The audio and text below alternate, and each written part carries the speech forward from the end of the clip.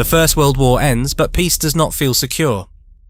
Germany is defeated, empires collapse, and the Treaty of Versailles leaves behind anger, debt, humiliation, and political chaos. Across Europe, people fear a new war, but the world is already unstable. Economies are fragile, old borders are disputed, and millions of veterans return to societies filled with resentment. In the 1920s and 1930s, extremist movements gained strength. They promise national rebirth, military power, revenge, and simple answers to deep problems. In Italy, Benito Mussolini builds a fascist dictatorship. In Japan, the military gains more and more power and begins to expand across Asia. In 1931, Japan invades Manchuria. It is one of the first major warnings that the international order is coming apart. In 1933, Adolf Hitler becomes Chancellor of Germany. Very quickly, democracy is destroyed. Germany becomes a dictatorship built around rearmament, racial ideology, and expansion. Political enemies are arrested. Books are burned. Propaganda fills the streets. The Nazi regime begins preparing Germany not only for recovery, but for war. Winston Churchill, outside government, continues warning the United Kingdom. He argues that Nazi Germany is rebuilding its army, its air force, and its power much faster than Britain wants to believe. In 1935, Italy invades Ethiopia. The League of Nations condemns the invasion but cannot stop it. Another message is sent to dictators.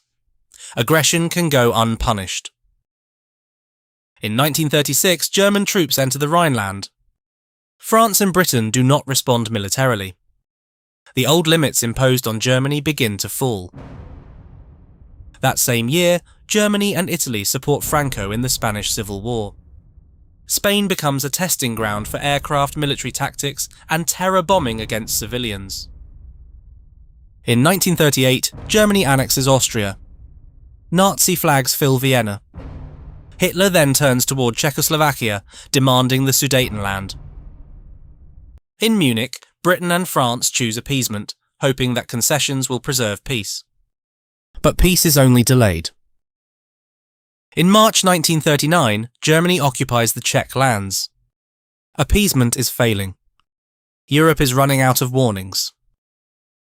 In August 1939, Germany and the Soviet Union sign a non-aggression pact. In secret, they agree to divide Poland between them. At sea, the United Kingdom prepares for a long struggle. The Royal Navy concentrates forces at Scapa Flow, protecting the North Sea and the routes into the Atlantic. On September 1, 1939, Germany invades Poland. Tanks, infantry, artillery and aircraft advance together with terrifying speed. Cities are bombed. Roads fill with refugees. The Polish army fights with courage, but it is attacked by Germany from the west and soon after by the Soviet Union from the east. On September 3rd, the United Kingdom and France declare war on Germany. The Second World War begins in Europe. On September 17, 1939, the Soviet Union invades Poland from the east. Poland is crushed between two powers and divided. In the following months, Europe enters the so-called phony war. Britain and France are officially at war, but the Western Front remains strangely calm. Far to the north, the Soviet Union attacks Finland in the Winter War. The Finns resist fiercely in the snow, forests, and frozen darkness. In April 1940, Germany attacks Denmark and Norway. The targets are ports, airfields, iron ore routes, and control of the northern sea lanes. Norway becomes a battlefield of ships, aircraft, mountain troops, and fjords. Allied forces try to respond, but Germany moves faster. In May 1940, Germany attacks in the west. The Netherlands, Belgium, and Luxembourg are invaded. But the decisive blow comes through the Ardennes. German armoured columns cross the forest, cross the Meuse River, and advance rapidly to the English Channel. The Allied armies are split in two. At Dunkirk, British and French troops are trapped by the sea. Warships, fishing boats, and civilian vessels cross the channel under enemy fire. Hundreds of thousands of soldiers escape, but tanks, trucks, artillery and supplies are abandoned on the beaches. France collapses. Paris falls. In June 1940, France signs an armistice with Germany. The United Kingdom now stands almost alone in Western Europe. Hitler prepares an invasion, but first Germany must defeat the Royal Air Force. The Battle of Britain begins. Radar stations, airfields, pilots, mechanics, and anti-aircraft gunners become the shield of the island. The RAF resists the Luftwaffe. Germany fails to win air superiority, and invasion becomes impossible. Then comes the Blitz. From September 1940 to May 1941, London and other British cities are bombed night after night. Civilians shelter underground. Firefighters battle burning streets. The United Kingdom survives, but the war also becomes a war against cities. At sea, German submarines spread across the Atlantic. The target is the vital convoy line carrying food, fuel, troops and weapons to the United Kingdom. The Battle of the Atlantic becomes one of the longest campaigns of the war. Escorts, sonar, radar, aircraft, code-breaking and courage decide whether the United Kingdom can survive. In November 1940, British carrier aircraft attack the Italian fleet at Taranto. The attack proves that battleships can be vulnerable to aircraft, even inside a harbour. In 1941, the German battleship Bismarck enters the Atlantic. After sinking HMS Hood, it is hunted by British ships and aircraft. The Bismarck is finally disabled and sunk. The battle shows that the age of the great battleships is beginning to fade in the shadow of air power. In North Africa, British and Commonwealth forces fight Italian and German armies across deserts, ports, and supply lines. Rommel, the Desert Fox, advances toward Egypt. The prize is the Suez Canal, the strategic link between Europe, the Middle East, and Asia. In April 1941, Germany invades Yugoslavia and Greece after the Italian campaign fails. The Balkans are fully dragged into the war. On June 22, 1941, Operation Barbarossa begins. More than 3 million Axis troops invade the Soviet Union. Army Group North advances toward Leningrad. Army Group Center pushes toward Moscow. Army Group South advances through Ukraine. The invasion is gigantic. Villages burn, armies are encircled, and millions of soldiers are captured. But the Soviet Union does not collapse. Leningrad is surrounded. The siege becomes one of the most brutal in history, marked by hunger, bombing, and mass civilian suffering. Near Moscow, German forces reach the gates of the Soviet capital. But winter, exhaustion, and Soviet resistance halt the advance. In December 1941, Soviet counterattacks push the Germans back from Moscow. Blitzkrieg has failed in the east. On December 7, 1941, Japanese aircraft attack Pearl Harbor. Battleships burn in the harbour, and the United States enters the war. Japan attacks across the Pacific, Hong Kong, Malaya, the Philippines, Guam, Wake Island, and the Dutch East Indies.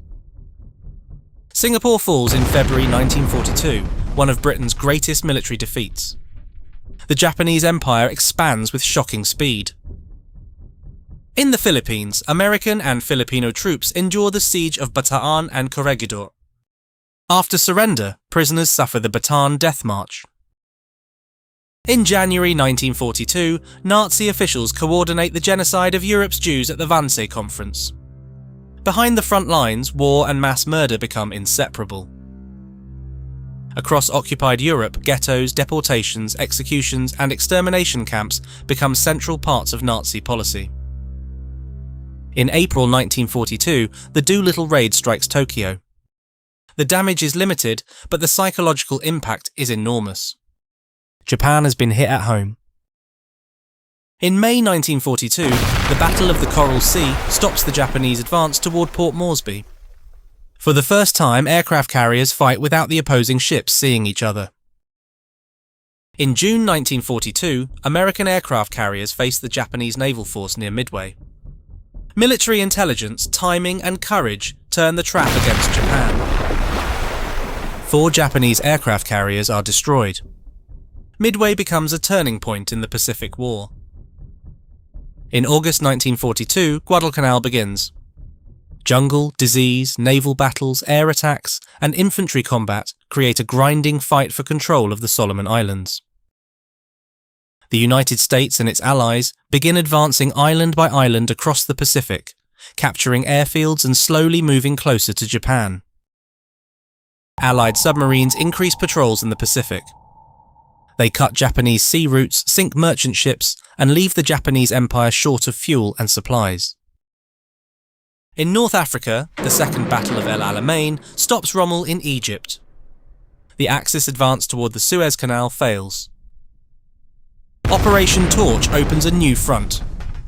American and British forces land in Morocco and Algeria, squeezing Axis armies from the west. In the east, the battle for Stalingrad becomes a symbol of total war. Street by street, floor by floor, the city is consumed. Soviet forces launch Operation Uranus and surround the German Sixth Army. In February 1943, the German army at Stalingrad surrenders. The Eastern Front has changed direction. From here, Germany is no longer only advancing. It is being pushed back. In 1943, the convoy war in the Atlantic reaches a crisis. U-boats hunt in groups across the ocean. But Allied technology and tactics improve. Long-range aircraft, escort carriers, radar, sonar and code-breaking begin to neutralize the German submarine threat. In April 1943, the Warsaw Ghetto Uprising begins. Jewish fighters resist the Nazis in a desperate act of defiance. In July 1943, the Allies invade Sicily. Mussolini falls from power, but Germany continues fighting in Italy. At Kursk, Germany launches one last major offensive in the east. Thousands of tanks and aircraft clash in one of the largest armoured battles in history. The attack fails. The Red Army takes the initiative and begins a huge offensive westward. Italy surrenders in September 1943, but the campaign does not end. German forces occupy much of the country and turn the mountains into a fortress. At Monte Cassino and Anzio, Allied troops face brutal fighting. The road to Rome is slow, costly and bloody. In November 1943, Allied leaders meet in Tehran. The plan becomes clear. A major invasion of France will open a western front. Over Germany, Allied bombers intensify the strategic air war. Cities, factories, rail lines and oil facilities become targets. The cost is enormous. Air crews suffer heavy losses, and civilians in German cities face destruction from the sky. On June 6, 1944, Allied forces cross the English Channel. D-Day begins. Paratroopers land in the darkness. Warships bombard the coast. Soldiers advance across the Normandy beaches under machine gun fire, mines and artillery. Omaha, Utah, Gold, Juno and Sword become names engraved in history. The Western Front is open. In the Pacific, American forces capture Saipan. Japan is now within range of American B-29 bombers. In the east, Operation Bagration begins. Soviet forces destroy German Army Group Center and advance westward with overwhelming force. It is one of Germany's greatest defeats. The Eastern Front collapses across hundreds of kilometers. In August 1944, Paris is liberated. Crowds fill the streets as German forces retreat from France. But victory is still not close. In September, Operation Market Garden tries to capture bridges in the Netherlands and open a route into Germany. The plan fails at Arnhem. The war in the west slows while supply lines stretch and German resistance hardens. In the Pacific, the Battle of Leyte Gulf becomes one of the largest naval battles in history. The Japanese fleet is destroyed as a decisive force. Kamikaze attacks begin out of desperation, showing that the closer the Allies get to Japan, the more brutal the fight becomes. In December 1944, Germany launches its last major offensive in the West, in the Ardennes. The Battle of the Bulge begins. Snow, fog, forests, surprise, and lack of fuel define the battle. The American lines bend but do not break. The offensive fails. Germany has spent its last reserves in the West. In January 1945, Soviet forces launched the Vistula-Oder offensive. They advance through Poland toward Berlin. Soviet soldiers liberate Auschwitz. The scale of Nazi crimes becomes undeniable to the armies advancing. In February 1945, Allied leaders meet at Yalta to discuss the final defeat of Germany and the shape of the post-war world. In the Pacific, United States Marines land on Iwo Jima. The island is small, but the battle is fierce. The flag raised on Mount Suribachi becomes an iconic image, but fighting continues for weeks. In April 1945, the Battle of Okinawa begins. It becomes one of the bloodiest battles of the Pacific War. Civilians, soldiers, kamikaze pilots, ships, aircraft and artillery are all dragged into a devastating final island campaign. In Europe, Allied armies cross the Rhine and advance deep into Germany. Cities fall one after another. Soviet armies enter Berlin. Street fighting consumes the capital of the Third Reich. On April 30th, 1945, Hitler commits suicide in his bunker while Berlin collapses above him. On May 8, 1945, Germany surrenders. Victory in Europe is declared. But the war is not over yet. In Asia and the Pacific, Japan continues to fight. Allied bombers devastate Japanese cities. A naval blockade cuts supplies. Japan faces hunger, destruction, and the threat of invasion. In July 1945, Allied leaders meet at Potsdam and demand Japan's surrender. On August 6, 1945, an atomic bomb destroys Hiroshima. On August 8th, the Soviet Union enters the war against Japan and invades Manchuria. On August 9th, a second atomic bomb destroys Nagasaki. Japan now faces nuclear destruction, Soviet attack, blockade, bombing, and the possibility of invasion. On September 2, 1945, Japan formally surrenders aboard the USS Missouri. The Second World War ends. But the world it leaves behind is completely transformed. Cities are destroyed, empires are weakened, millions have died, and survivors carry wounds that will never fully disappear. The United Nations is created to prevent another global war. Germany and Japan are occupied. War crimes trials begin. The old European empires begin to fragment and new superpowers rise, the United States and the Soviet Union. The Second World War ends, but its shadow shapes the modern world. The Cold War, nuclear weapons, decolonization, international human rights law, and the memory of what humanity is capable of. It was a war fought across oceans, deserts, islands, forests, skies, and cities. A war of machines and ideologies. A war of courage, cruelty, survival, and loss. The Second World War was not only a conflict between armies. It was a turning point in the history of humanity.